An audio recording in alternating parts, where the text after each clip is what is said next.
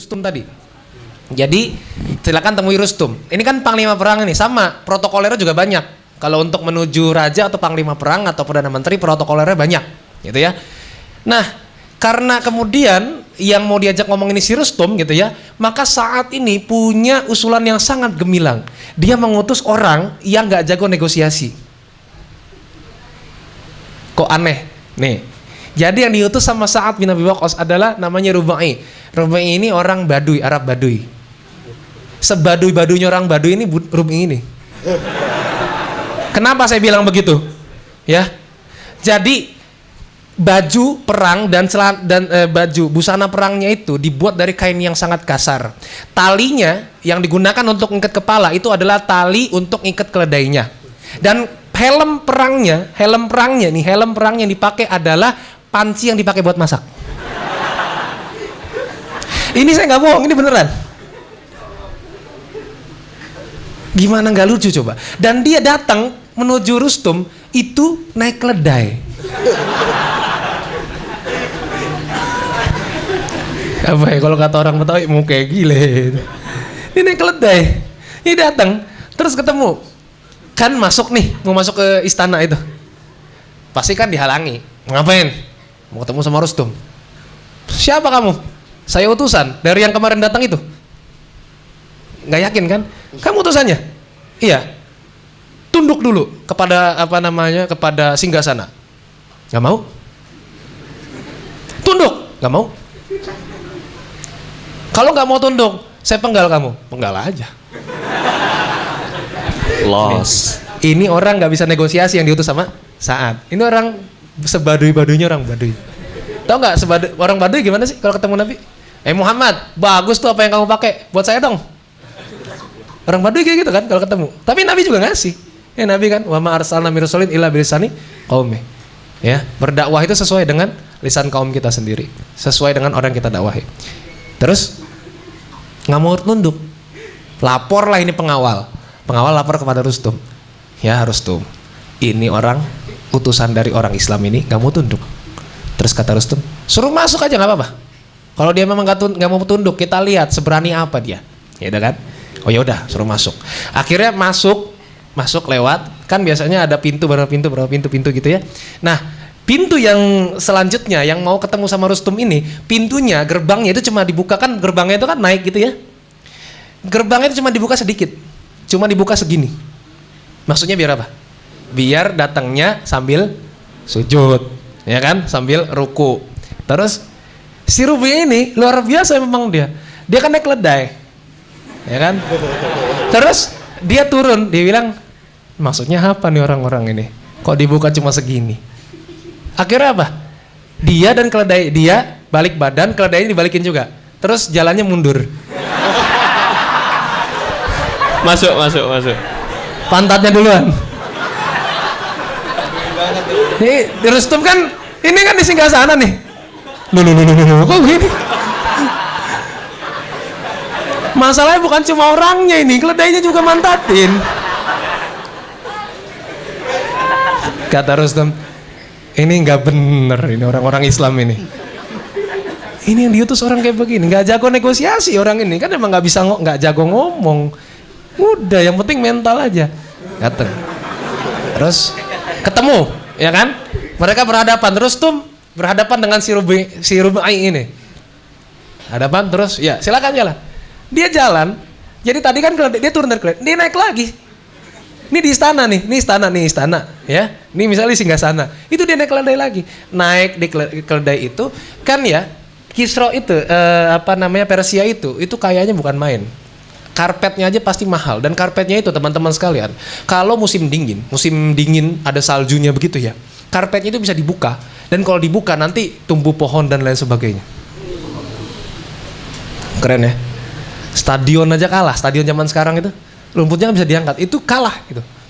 Jadi karpetnya segitu mahal, segitu mewahnya teman-teman sekalian. Jadi si Rumi ini naik ke atas keledai, dia kan pakai tombaknya itu tajamnya ditaruh di bawah. Jadi kalau dia jalan, resek, sobek itu, bermeter-meter itu sobek karpetnya itu, gara-gara dia. Terus Rustum itu ngeliat, Ini nggak beres. Tapi kan adabnya kalau utusan nggak boleh dibunuh. Sebenarnya dia pengen bunuh. Ini orang bener-bener ini. Cuma ya udahlah kita fair lah, sportif, nggak boleh bunuh utusan. Tanya, kata Rustum, kamu ngapain? Kata si Rumi ini, kami datang untuk mengajak kalian menyembah satu Tuhan saja dan membebaskan kalian dari penyembahan terhadap makhluk. Kata Rustum, kalau nggak mau, kami akan minta jizyah kepada kalian. Kalau nggak mau juga, saya penggal kepala kamu.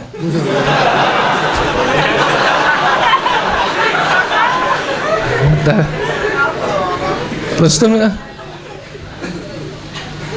bilang ke orang-orang staff-staffnya Rustum ini nggak bisa kita perang sama orang kayak gini katanya. Ya udah kasih kami waktu, ya. Kata siapa Rubi? 4 hari. Kata Rustum, kamu siapa? Kamu pemimpinnya? Bukan. Terus ngapain kamu ngatur-ngatur saya? Gitu. Kata Rumi, pokoknya 4 hari. 4 hari kalian gak ada keputusan, penggal, gitu kan? Itu. 4 hari gak ada keputusan, kepalamu akan aku penggal, kata si Rumi itu. Terus kata si Rustum, ya pulang. Akhirnya pergi. Jadi Rustum ini dia memang panglima perang yang cukup cerdas. Ya namanya juga Persia ya, negara adidaya. Ya panglimanya juga pasti cerdas. Ditunda sampai berbulan-bulan. Ya sekitar kalau saya nggak salah itu sekitar 2 atau 3 bulan ya. Mereka ditunda, umat Islam nggak bisa nyerang. Jadi umat Islam itu nunggu di depan istana Persia, di depan batas negaranya Persia. Nunggu berbulan-bulan. Jadi Rustum pikir ini kalau disuruh nunggu aja mereka udah bosan pulang sendiri pasti. Atau paling enggak kehabisan makanan, kehabisan minuman, mati semua. Sebulan dilihat masih ada, 2 bulan dilihat masih ada, 3 bulan dilihat masih ada. Waduh, ya udah perang aja deh, nggak bisa ngapa-ngapain kita nih. Akhirnya ya udah perang. Nah sebelum perang, Sa'ad bin Abi Waqqas di sini lagi Sa'ad bin Abi Waqqas mengutus 2 orang, ya. Satu namanya Tulaiha. Tulaiha ini mantan nabi palsu. Mantan nabi palsu, ya. Jadi kalau misalnya teman-teman pernah nonton Omar ya, ada episode di mana orang-orang film Omar itu, film seri Omar itu, ada episode di mana umat Islam nanti akan melawan Tulaiha. Nah, jadi Tulaiha al-Asadi ini adalah seorang kepala suku yang kemudian minta untuk diyakini sebagai nabi. Dia nabi palsu pernah. Terus akhirnya karena diserang sama waktu itu panglimanya Khalid bin Walid dan dia pergi ke Syam. Dia melarikan diri ke Syam. Kemudian sekitar 2 atau 3 tahun kemudian dia balik lagi dan dia masuk Islam lagi. Dia bertobat dan kemudian menjadi pembela prajurit Islam. Nah, dia berdua, satu namanya Tulaiha, satu namanya Amir, kalau saya nggak salah ya. Jadi diutus oleh Sa'ad bin Abi Waqqas. Diutus untuk apa? Untuk mengetahui seberapa banyak pasukan yang akan mereka lawan. Ya. Jadi mereka cuma berdua teman-teman sekalian, cuma berdua berjalan, ya, jalan kaki ini berdua. Ini dua-duanya kepala suku bagi sukunya masing-masing. Berjalan berdua untuk mengetahui seberapa banyak prajurit di perang itu, ya. Jadi pertama dia lihat depannya. Amir tanya, Tulaiha, ini seluruh prajuritnya bukan? Bukan, ini baru depannya. Terus gimana? Ya udah kita jalan lagi. Jadi gimana sih caranya tahu kan kalau di zaman dahulu itu perang itu kan ada satu istilahnya saya lupa, tapi yang jelas satu kotak, ada per kotak itu. Jadi misalnya perang nih, ada satu kotak, ada pimpinannya, ada satu kotak, ada pimpinannya, satu kotak pimpinannya. Ya, kebayang lah ya. Kalau misalnya teman-teman nonton film perang kolosal gitu ya, film kolosal, itu perang-perangnya seperti itu. Jadi per kotak itu sekitar 100 sampai 500 orang bisa dihitung. Nah, nggak lebih dan nggak kurang dari 100, ya. Nggak lebih dari 500 dan nggak kurang dari 100. Karena kalau lebih dari itu susah untuk mengendalikannya. Kalau kurang akan susah mengalahkan musuh yang lebih banyak. Nah, pertama dilihat di depan. Ini pasukan kira-kira kalau dihitung ini ada sekitar 50.000. Ini 50.000 orang. Kata Amir, udah segitu doang. Enggak, ini masih ada. Jalan lagi keliling, ya. menjauh, akhirnya dapat, kemudian ketemulah pasukan lagi. Ini sekitar 70.000 di tengah ini. Kata Amir, ini udah? Belum, masih ada lagi pasti. Ini cuma jantungnya, ini pasti ada lagi ekornya. Ayo kita cari ekornya. Dan di ekor itulah ada Rustum kan? Ya. Ada panglimanya di belakang. Kata Tulaiha, cari yuk, cari lagi. Serius? Iya cari, ayo. Akhirnya dia cari lagi. Ini cuma berdua nih, dicek lagi. Ini di belakang ini, di ekor ini ada 50.000 prajurit. Jadi sekitar 170.000 Pak jumlahnya. Ini jumlah yang debatable ya. Cuma ya dari 130 sampai 170.000 lah jumlah mereka itu. Banyak. Lebih banyak daripada umat Islam. Terus sudah kan? Oh ini udah. Kata Amir kepada Tulaiha, ini sudah selesai. Sudah. Ini semua pasukannya sekitar 170.000. Kata Amir, ya udah kita pulang. Kata Tulaiha, nah, kok pulang? Kata Amir, apalagi yang kita cari? Kata Tulaiha, kita sudah sampai ekornya pasukan ini. Terus masa kita pulang begitu aja? Harus ada hasil yang kita bawa. Terus ngapain kita ini? Kata Amir, seranglah katanya.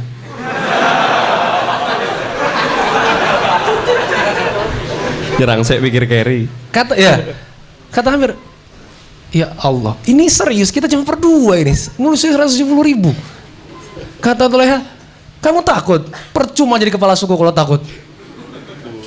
Bukan takut, kita ini ditugaskan untuk mencari informasi. Lah kalau kita nyerang cuma 2 orang terus mati, terus nanti informasinya gimana? Kata Tulaiha, kita perang atau kabur kita tetap mati katanya. Nggak ada yang membuat kita panjang umur. Udahlah serang aja. Kamu mau nggak? Kata Amir, enggak, saya nggak mau. Saya aja ya. Ya udah situ. Berangkat dia. Jadi malam-malam ketika orang-orang Persia sedang tidur di kemah masing-masing. Ini sudah sepi. Sudah di kemah masing-masing. Tulaiha lari, bawa pedang ya. Kemudian setiap kemah itu, ya kan kemah kan ada tali dan segala macam itu buat berdiri kan. Ditebas-tebasin sama dia semua kemah. Dan setiap nebas dia bilang Allahu Akbar, Allahu Akbar, Allahu Akbar. Sampai kemudian orang-orang Persia itu bilang, ini ada banyak ini yang nyerang ini. Jadi setiap lari Tulaiha itu ngomong Allahu Akbar, Allahu Akbar. Setiap lari dia tebas itu tenda semua satu-satu ditebas. Terus ada obor itu ditebas, dijungkir balikan sampai kebakar. Ya kan, obor dilempar ke tenda sampai kebakar. Wow, itu kan kalang kabut semua orang. Jadi nggak tahu ini mana musuh mana teman gitu kan. Padahal musuh cuma satu. Nah, terus dia lihat tenda yang paling besar, dia bilang ini pasti tendanya Rustum ini. Gitu kan? Dia lihat tenda yang paling besar dan di tenda sebelah tenda itu ada kuda yang bagus sekali, itu kudanya Rustum. Kuda terbaik di Persia itu. Kudanya Rustum. Ada kuda yang bagus sekali, tendanya dia tebas gitu ya, sampai roboh, kudanya diambil. Dia naik kuda, dia pergi, dia samperin Amir. Amir. Apa katanya? Ini saya dapat ghanimah ini katanya. Ghanimah. Kata Amir, ini beneran ini, salut saya sama kamu. Kata Tulaiha, iyalah, ngapain jadi kepala suku kalau kita penakut katanya gitu kan. Savage. Akhirnya mereka pulang dan mengabarkan kepada Sa'ad bin Abi Waqqas, itu ada 170 Pak, ada 170 komandan, lapor. Ya, kembali tempat gitu ya. Terus saat itu sedang Sa'ad bin Abi Waqqas itu saat itu sedang sakit parah dan sakitnya itu bisul. Ya. Sakitnya itu bisul. Jadi bisul di sekujur tubuh. Di sekujur tubuh itu bisulan. Jadi kalian yang bisulan jangan malu, itu penyakit sahabat ya. Sekujur tubuh. Muka sampai kemudian seluruh badan kecuali dada. Jadi saat ini nggak bisa duduk. Karena kalau duduk ya kena. Iya, karena semuanya ini sekujur tubuhnya ada. Akhirnya dia saat itu nggak pernah duduk. Dia nggak bisa duduk karena memang nanti sakit ya, pecah ya. Terus akhirnya apa yang dilakukan oleh Sa'ad, dia bikin satu seperti tandu begitu ya. Terus kemudian dia tiduran di atasnya, tidurnya tengkurap. Jadi dalam keadaan tengkurap begitu, dan minta diangkat sampai di atas bukit. Jadi dia bisa melihat keadaan sekitar. Nah, Sa'ad kan sudah dapat nih informasi yang sangat berharga tentang pasukan di perang Qadisiyah. Ketika sudah dapat itu, ya, dia kan kepercayaannya Umar ya saat itu. Karena Umar waktu itu mau berangkat nggak boleh. Karena waktu itu para rakyat itu bilang wahai Amirul Mukminin, jangan kau berangkat. Kalau berangkat nanti siapa yang mengurus kekhalifahan ini gitu? Siapa yang mengurus ini? Gak ada nanti, malah kacau. Mendingan gak usah berangkat. Ya utus aja Sa'ad. Ya Sa'ad diutus. Nah Sa'ad terus kemudian Sa'ad memberikan beberapa instruksi. Ini kan tadi sudah ketemu nih. Rustum ini sudah bilang sama orang-orangnya, sama prajurit-prajuritnya. Apa kata Rustum? Yang kita lawan ini orang-orang yang cari mati. Ya, perang. Kalau kita ngelawan orang yang cari mati, itu akan susah. Sedangkan perang, kalau yang kita lawan mencari selamat, itu akan mudah. Masalahnya yang kita lawan ini orang cari mati semua. Kenapa saya bilang gitu? Yang diutus ke saya orang Baduy. Ya, datang-datang ngerusak karpet, minta ngomong mau penggal, udah gitu jalan pantatnya duluan gitu. Bayangkan teman-teman sekalian, kata Rustum, andai kata dia takut mati, dia nggak bakal begitu. Pasti dia sujud sama saya. Dia nggak sujud, dia berani karena dia yakin ya mati itu kemuliaan. Ini susah, ini perang yang sangat berat. Walaupun musuh kita sedikit, ini sudah takut, sudah geder semua ini orang-orang Persia ini. Ya, akhirnya lalu siapa namanya Sa'ad bin Abi Waqqas itu mengatakan kepada seluruh prajurit, ya pokoknya komando ada di saya. Jangan menyerang kecuali sudah datang waktu zuhur. Setelah zuhur baru kita perang. Ingat aba-aba dari saya. Kalau saya takbir, tolong pasukan yang di ekor takbir. Kemudian pasukan yang selanjutnya takbir. Terus sampai depan. Kenapa? Supaya kita kelihatan banyak. Kita sedikit soalnya. Nah terus saya sudah melihat kan dari atas tuh. Jadi saat ini lihat dari atas tuh wah, luar biasa banyak sekali nih orang-orang Persia ini. Yang mau dilawan sama mereka banyak sekali ternyata. Ya 170.000 melawan 30.000. Itu jauhnya bukan main kan. Itu kan jomplang. Terus dilihat aduh ini jauh sekali. Nah akhirnya dibikin sayap kanan dan sayap kiri. Nah jadi perangnya itu dibikin strategi yang luar biasa. Jadi serangannya itu ya saat itu bikin serangan yang berangsur-angsur. 1.000 terus sampai 30.000. Jadi seolah-olah banyak. Nah, karena seperti itu jadi orang tuh mikirnya seperti itu kan, karena kan kalau perang apalagi di padang pasir ya. Kalau di padang pasir kan kalau orang lari, misalnya ada 1.000 orang lari, itu kan langsung pasir naik semua kan. Langsung naik semua itu pasirnya. Nah, 1.000 seperti itu. Jadi saat bin Abi Waqqas takbir, pokoknya disitulah kemudian nanti kita bisa mulai serangan sampai takbir yang paling terakhir, yang paling depan. Itu oke, semuanya kemudian bersepakat untuk seperti itu. Nah saat itu yang juga tidak boleh kita lupakan, di situ juga ada kok ya. Ingat kok ya, nggak inget ya. Tulis aja di Google kok namanya. QA koma atas QA ya, kok namanya. Nah kok At-Tamimi ini adalah bukan orang Arab dia. Tapi dia sudah masuk Islam, ya. Dan ini orang yang tangguh. Nanti kita cerita ketangguhannya sedikit. Jangan banyak-banyak, nanti habis waktunya, ya. Jadi kan salah satunya adalah dia yang memimpin garda terdepan itu. Terus diserang secara seperti itu, ya sekitar 1 hari, 2 hari, 3 hari itu agak menyulitkan umat Islam. Tapi umat Islam saat itu belum ada yang gugur selama 3 hari. Ya luar biasa. Jadi pasukan Islam gak ada yang gugur selama 3 hari. Pasukannya Persia udah banyak yang gugur. Nah hari keempat baru kemudian orang-orang Persia ini sadar bahwa mereka ini nggak bisa diremehin. 30.000 orang ini nggak punya udel semua ini orang-orang ini. Nggak punya rasa takut. Pokoknya ini nggak bisa. Kalau misalnya kita lawan dengan cara yang konvensional. Akhirnya apa? Rustum menarik mundur pasukannya di belakang sungai. Ya, di belakang sungai yang sangat deras teman-teman sekalian, itu sungainya deras ya. Ya, jembatan walau alam ada jembatan atau tidak saat itu, yang jelas kalaupun ada diputus ya supaya umat Islam takut duluan. Jadi semuanya ditarik ke belakang sungai. Sungai ini deras dan lebar. Jadi cuma bisa ya satu-satunya cara adalah nyebrangin itu. Nah, saat itu hari keempat ya, mereka menyiapkan pasukan gajah. Jadi gajah-gajahnya itu, setiap gajah ada koloni gajah itu ada gajah putih. Nah gajah putihnya itu adalah pemimpin dari beberapa gajah yang di belakangnya. Jadi setiap koloni itu ada berapa gajah ya, ada berapa ratusan gajah ya. Jadi mereka memang menggunakan gajah sebagai kendaraan perang. Nah umat Islam ini paling pakai onta dan pakai kuda. Itu pun kuda, kalau di padang pasir susah. Yang paling enak pakai onta memang. Tapi kan onta nggak bisa lari secepat kuda. Ya, emang dilema. Akhirnya gimana ini? Ini kita nggak bisa. Kalau misalnya kalau mau ke sana harus nyebrang sungai, sedangkan sungainya sangat sangat dalam. Terus akhirnya apa? Sama Sa'ad bin Abi Waqqas, ya udah kita lewat sungai. Jadi seluruh orang itu 30.000 masuk ke dalam sungai secara bersamaan, ya, berangsur-angsur. Yang depan terus berpegangan tangan, ya kan, berpegangan tangan. Dan selama kalian berada di dalam sungai, jangan ngomongin perang, ngomong biasa aja tentang keluarga gitu, tentang kuliah kayak gitu aja. Jadi nggak usah ngomongin perang, jadi ngomongin biasa aja. Selama kalian berjalan di sungai, itu santai aja jalannya, nggak usah kaku, nggak usah kagok, santuy aja, ya. Jadi nggak usah terlalu dibawa enjoy aja lah pokoknya gitu ya.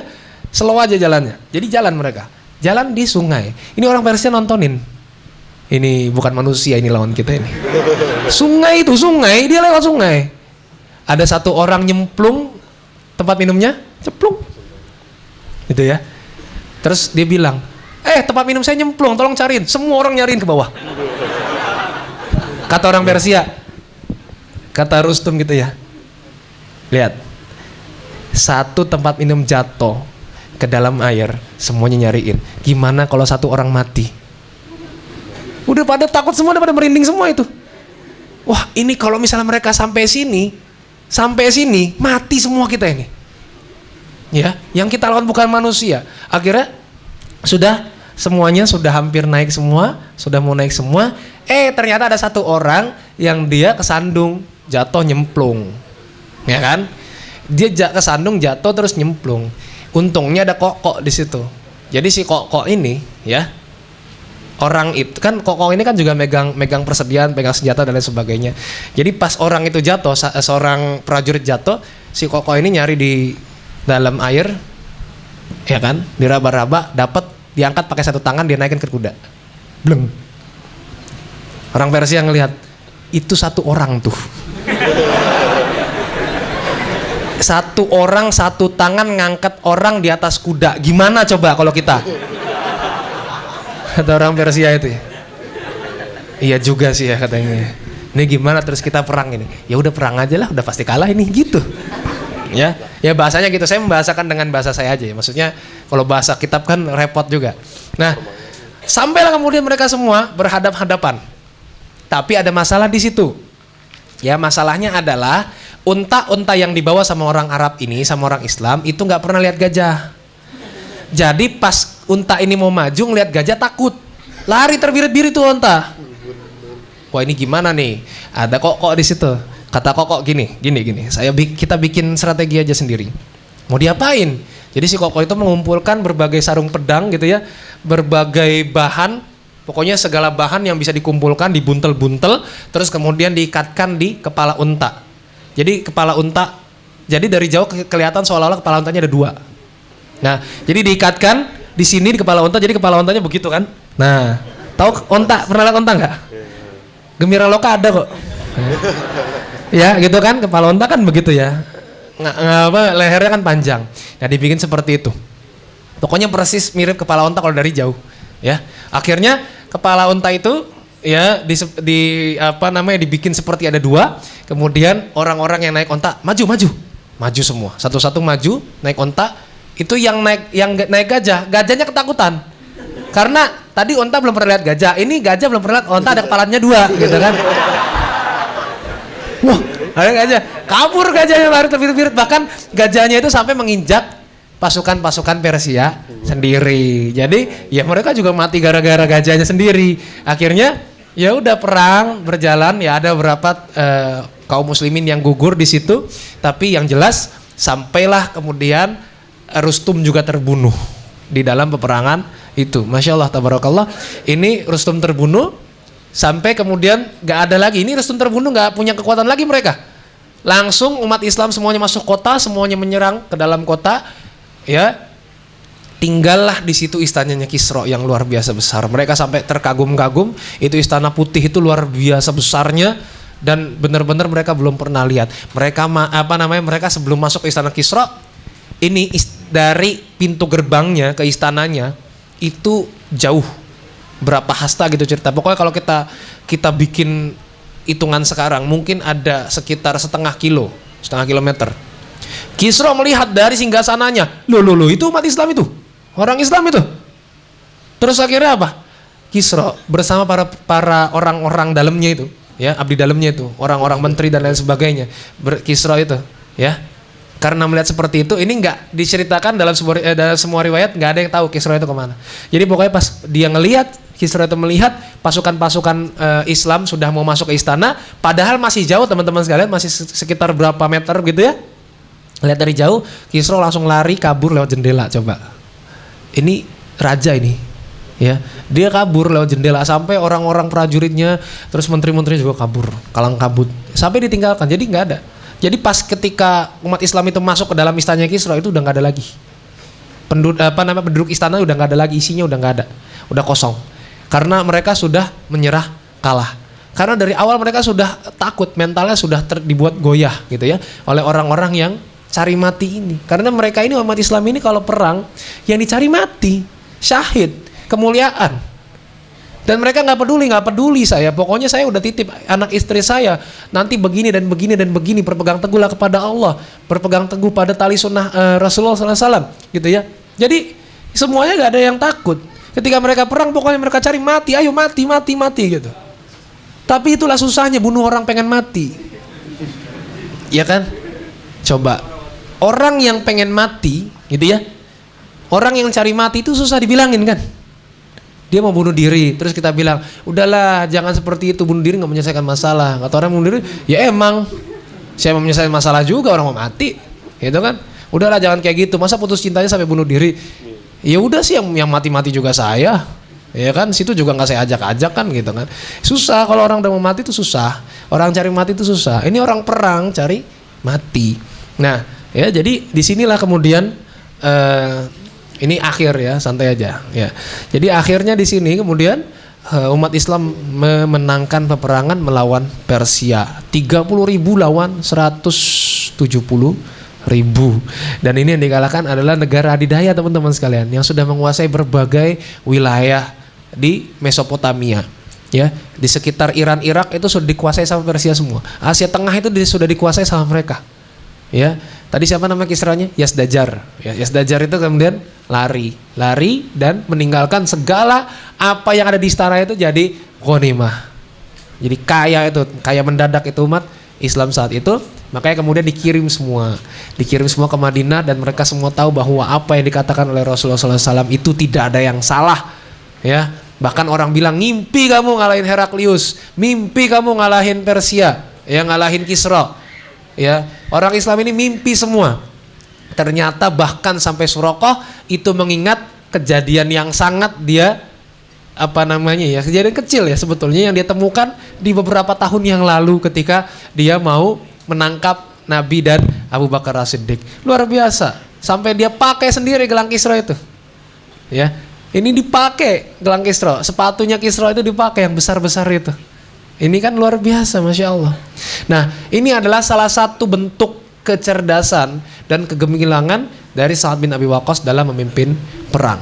Mengatur strategi dan memimpin perang saat itu yang dilakukan oleh Sa'ad bin Abi Waqqas luar biasa. Ini orang yang menjauhi fitnah, doanya dikabulkan oleh Allah semuanya. Ya, dia juga kerabatnya Rasulullah SAW dan juga salah satu sahabat terbesar dari Rasulullah SAW. Dia menjadi panglima yang menjadi pahlawan dalam penaklukan Persia. Masya Allah, ya. Sampai kemudian di akhir hayatnya saat ini adalah seorang yang sangat mulia dan saat ini juga bagian dari 10 sahabat yang dijamin oleh Allah masuk surga. Ya, salah satunya adalah Sa'ad bin Abi Waqqas radhiyallahu an.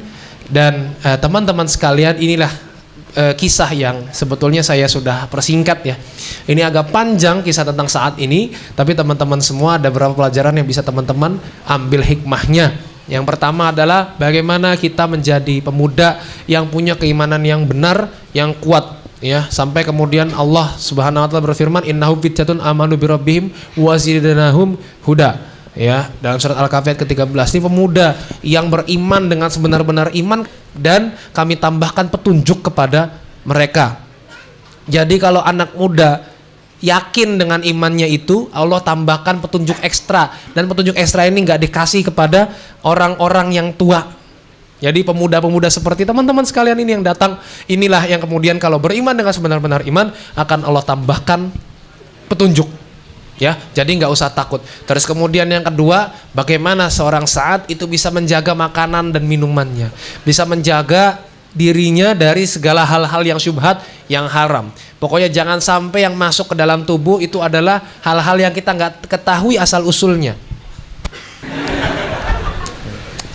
Ya, pesan ini dipersembahkan oleh Alhamdulillah. Gimana? Wariwara. Minum. Bekas saya ini. Ya. Tadi habis ngisi tempat ngopi ya. Iya udah. Oh beda sendiri toh. Oh gitu orang-orang TD ya sama saya ya. Loh, ini ada mereknya TD loh. Oh ada merek TD. Tapi kan nggak dikasih kelasnya. Ya.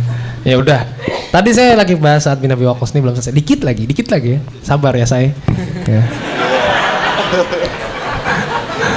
Sedikit lagi ya. Jadi tadi keteguhan. Terus kemudian ya bagaimana kita bisa menjaga sampai kemudian doanya Sa'ad bin Abi Waqqas radhiyallahu anhu itu tidak pernah tertolak ya. Allah betul-betul menjaga Sa'ad ya. Allah betul-betul mengabulkan doa Sa'ad. Terus kemudian yang ketiga didoakan oleh Rasulullah SAW ketika dia sakit.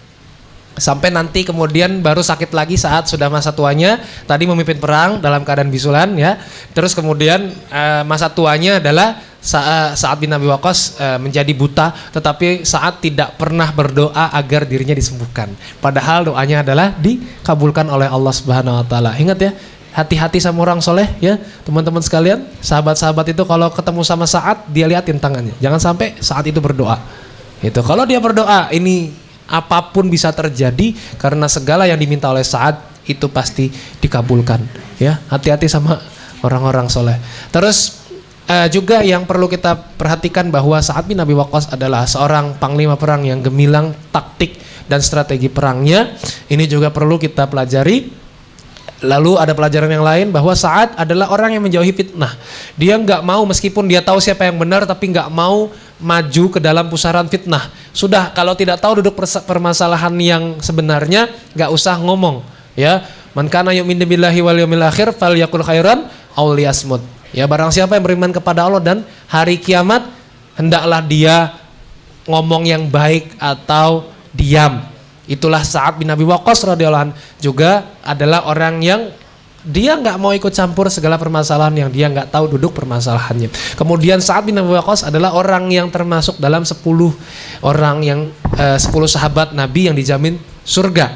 Ingat teman-teman semua, 10 sahabat Nabi ini yang dijamin masuk surga, semuanya punya keutamaan ya. Teman-teman semua harus mempelajari kisah-kisah mereka karena semua dari mereka punya keutamaan termasuk Sa'ad bin Abi Waqqas. Terus juga satu lagi ya, terakhir bahwa Sa'ad bin Abi Waqqas adalah orang yang membersihkan dirinya dari segala ghil. Ini orang pramuka ya.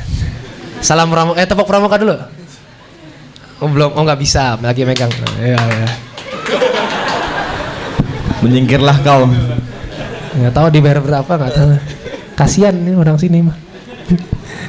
Ya, jadi dia menghilangkan segala ghil. Ya teman-teman mungkin pernah dengar kisah orang yang